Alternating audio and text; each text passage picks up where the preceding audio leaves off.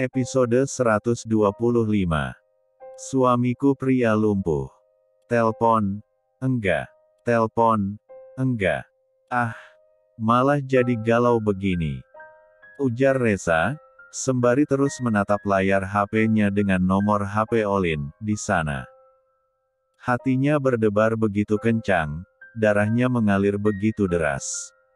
Pikirannya terasa kosong, hanya Olin dan Olin yang hadir. Terbayang senyumnya, dan rambut keritingnya yang begitu menggoda. Dengan tangan bergetar, akhirnya Reza mengklik nomor itu untuk ia panggil. Halo, siapa ini? Jawab Olin dari kejauhan. Halo, Olin. Ya, ini siapa? Saya, aku Reza, yang kemarin ajak kamu kenalan. Ya, ada apa? Maaf, saya sedang bekerja sekarang. Oh, ya sudah, tak apa. Maaf, kalau mengganggu. Ya, tak apa. Nanti kalau ada waktu, silahkan telepon kembali. Ucap Olin. Gadis itu bekerja di sebuah restoran. Dan pada jam seperti ini, pasti tempatnya bekerja sedang sangat ramai. Sehingga, ia tak dapat sembarangan mengangkat telepon saat itu. Bukan sebuah penolakan, tapi membuat hati Reza sedikit lesu. Ia bahkan enggan melakukan apapun sekarang, bahkan ketika Ali mengantarkan makan siang untuknya. Pak, makan. Ucap Ali. Taruh di sana saja, saya belum selera. Jawab Reza, yang berbaring di sofa dengan menutup kedua matanya menggunakan siku. Pak, apa? Ali. Saya udah bilang kalau. Reza melirik, ketika Ali memamerkan layar Android-nya. La mengancam akan menelpon Bagas jika masih berkeras hati. Iya, saya makan. Begitu aja pakai diancam. Gerutu Reza, yang langsung bangun dan menyantap nasi rendangnya. Reza sedang dalam mode santai hari ini. Suasana yang begitu langka baginya, dan bahkan nyaris tak ada semenjak ia menggantikan Bagas. Terkadang, jiwa bebasnya merasa terkekang. Tapi, pada saat inilah ia membuktikan jika ia memang dapat diandalkan. Usai makan siang, Reza kembali pada dokumennya. Ia kerja tak sendiri, selalu bersama Bagas yang mengawasinya secara virtual dari rumah. Terkadang pun Papa Erlen menelpon untuk sekedar menanyakan kondisi kantor tanpa dirinya. Dan seperti biasa, Reza pun akan menjawab dengan semua gurauannya yang receh dan kadang menyebalkan itu.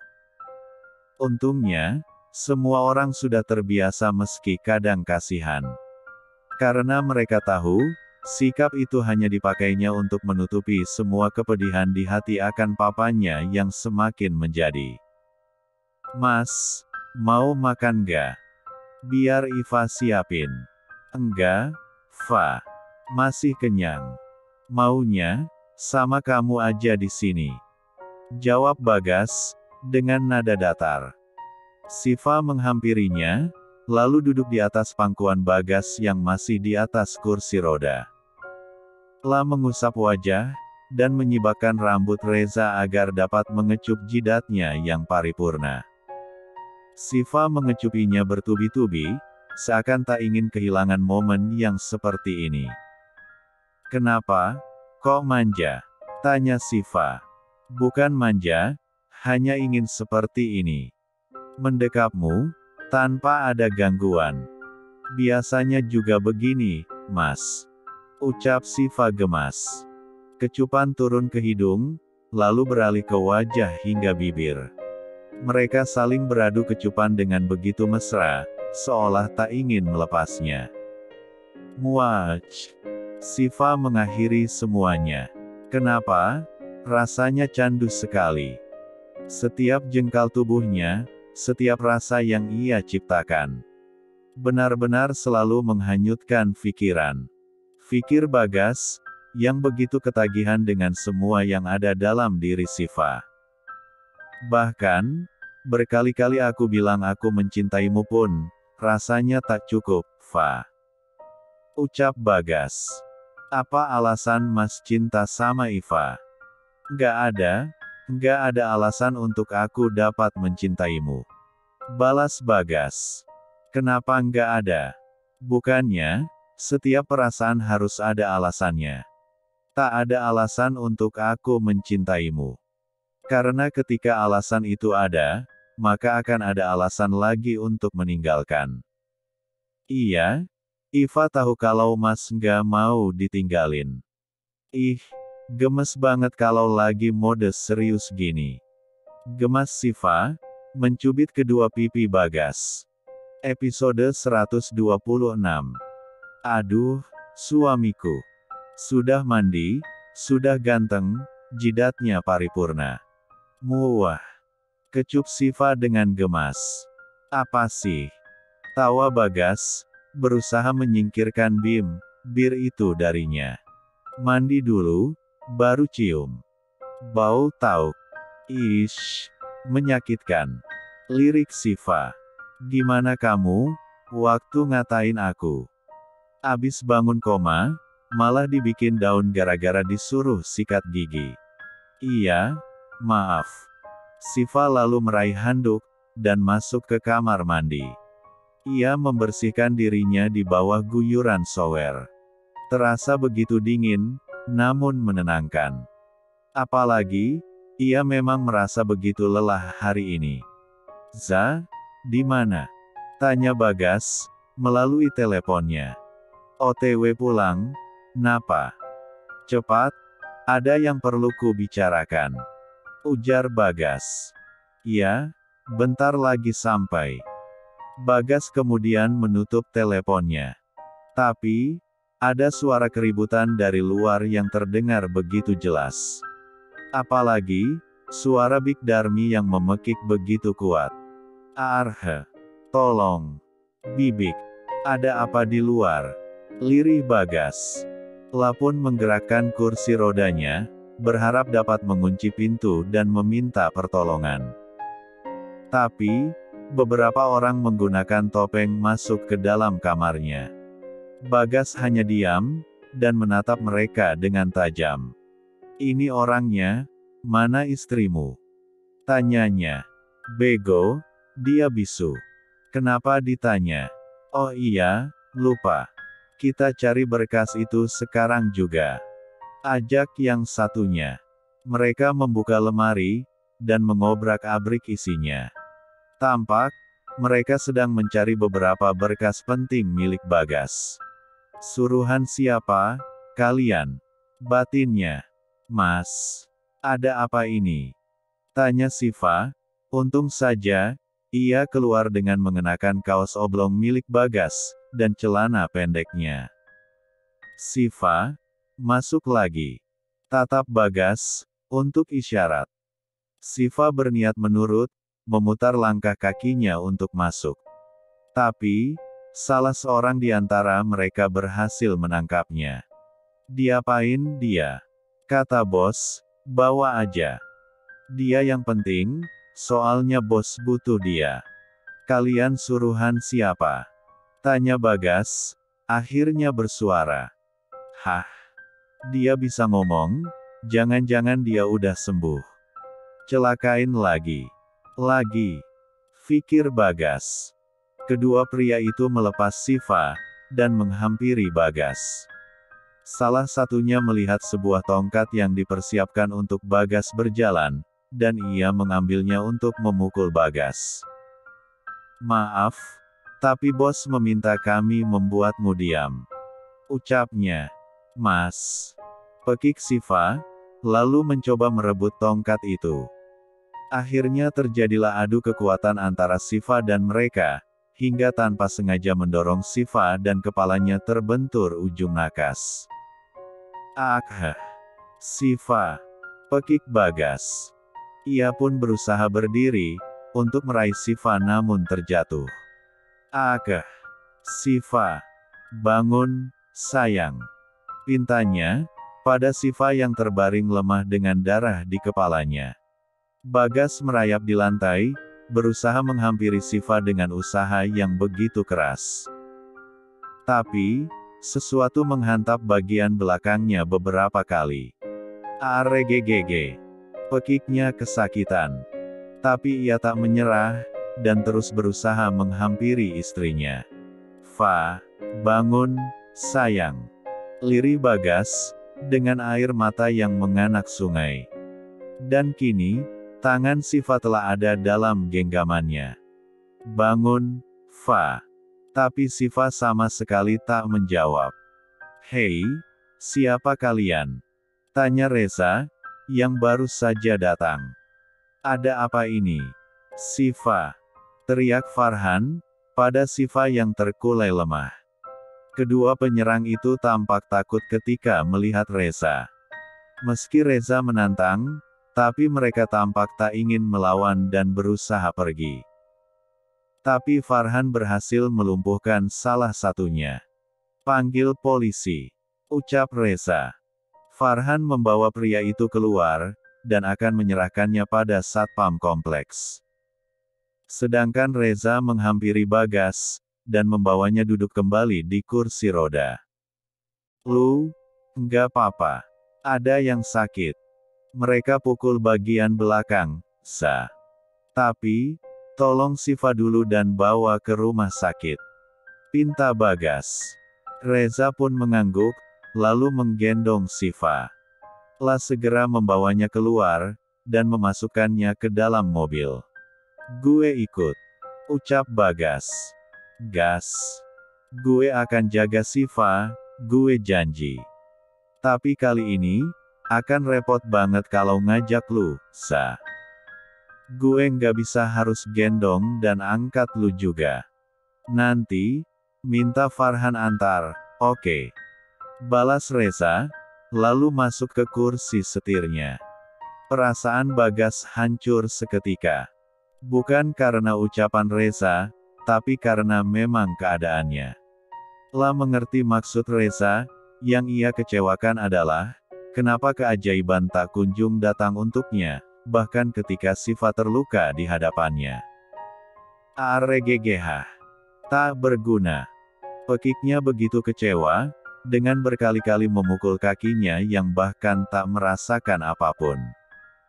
Episode 127. "Tuan.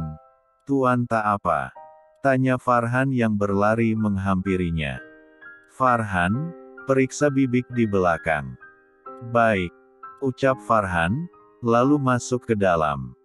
Ia mendapati Bik Darmi dan Bik Minah terkurung di kamar mandi dapur. Sedangkan kondisi baik-baik saja. Bagas membawa kursi rodanya menuju kamar, dan mencari jejak yang terjadi di sana. Apa yang mereka cari? Berkas apa? Tapi, kenapa Siva begitu mereka incar, sehingga tujuan awal dilupakan? Fikir Bagas. Lah pun menghampiri Nakas, dan terdapat darah Siva di sana. "Maafkan aku, Humairah. Aku yang belum berguna ini, belum dapat melindungimu, hingga darahmu harus keluar demi aku. Demi Tuhan, ini tak akan terjadi lagi." Sumpahnya. Dengan keinginan keras, bukan hanya semangat yang terpacu, tapi juga ambisi. Bagas menelpon pengacaranya, lalu memanggil Farhan untuk mengambil sesuatu di kamarnya paling atas. Sebuah file berisi dokumen penting, lalu ia meminta Farhan untuk mengantarkannya kepada Pak Bonar. "Tidakkah menghampiri Nyonya di rumah sakit?" tanya Farhan. "Setelah ini, kita akan langsung ke sana," jawab Bagas dengan wajah datar. Farhan pun mengangguk, dan mulai menaikkan Bagas ke dalam mobilnya. "Setidaknya, berkas ini aman di sini," ucap Bagas, pada Pak Bonar. "Kenapa? Ada sesuatu? Rumah kami diserang, tadi. Awalnya mereka bilang berkas, tapi entah kenapa justru menyerang Siva. Dan sekarang, dia di rumah." Sakit karena luka di kepala. Jawab Bagas, yang tampak begitu cemas. Oh, mungkin mereka ingin agar Siva. Mungkinlah. Rasa bersalah ini semakin tinggi padanya. Sesal Bagas. Baiklah, ini aman dan langsung akan kukerjakan sesuai yang kamu mau. Paling lambat seminggu, maka akan ada panggilan untuk penanganan kasus. Ucap Pak Bonar. Baik, aku akan pergi pada Siva.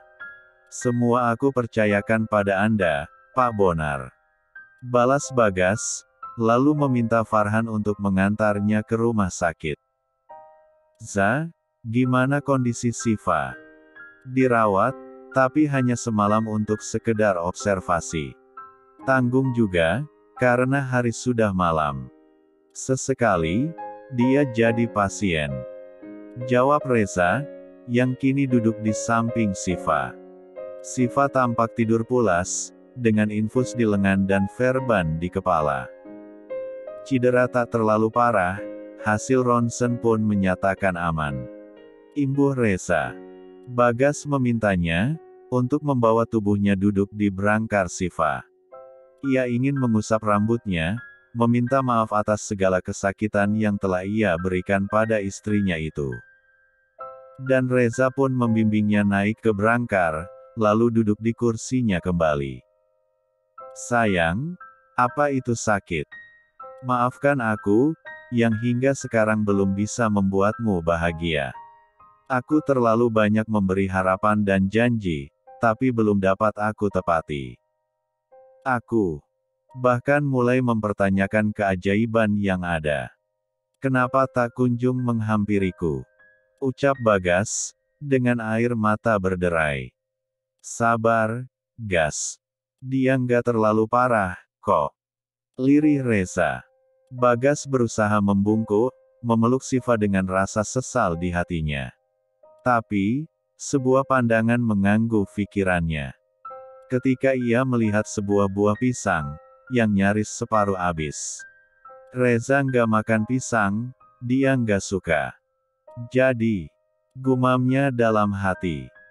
Bagas lalu mengambil pisang itu, dan mencocokkan sisa gigitan itu di bibir mungil Siva.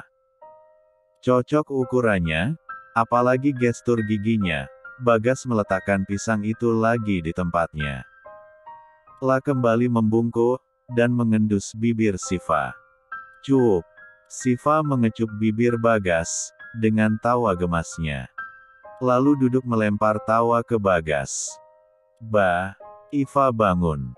Ucap Siva, tanpa rasa bersalah sedikitpun. Bagas membulatkan mata, antara senang dan kesal. Ia pun menatap Reza, tapi sepupunya itu hanya mengedikkan bahunya. Kalian sekongkol? Tanya Bagas dengan wajah datarnya.